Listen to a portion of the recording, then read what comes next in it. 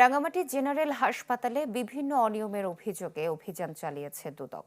সকালে জেলা দুর্নীতি দমন কমিশনের সহকারী পরিচালক আহমদ ফরহাদ হোসেন, উপসহকারী পরিচালক মোহাম্মদ বোরহান উদ্দিন ও সহকারী পরিদর্শক মোহাম্মদ আবু সাদেক অভিযানটি চালান। এ সময় হাসপাতালের বিভিন্ন বিভাগ ঘুরে ওষুধ সরবরাহ সহ চিকিৎসক ও কর্মচারীদের উপস্থিতিতে অসঙ্গতি পান তারা। অভিযোগের বিষয়গুলো খতিয়ে দেখা হচ্ছে বলে জানায় দুদক।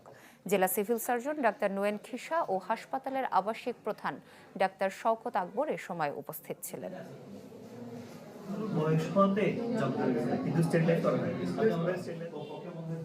সদর হাসপাতালে বিভিন্ন অভিযোগের ভিত্তিতে বিশেষ করে এখানে ডাক্তাররা অনুপস্থিত থাকেন, স্টাফরা অনুপস্থিত থাকেন এবং সেবার মানগুলি মানে ঠিক না, সে বিষয়ে অভিযোগ আছে। বিভিন্ন অভিযোগ, এগুলি খতিয়ে দেখতেছি। রেজিস্টারগুলি আমরা দেখার জন্য ইতিমধ্যে নিয়ে আসছি। এগুলি সব পর্যালোচনা করে আমরা প্রধান কার্যালয়ে এ বিষয়ে একটা প্রতিবেদন দেব।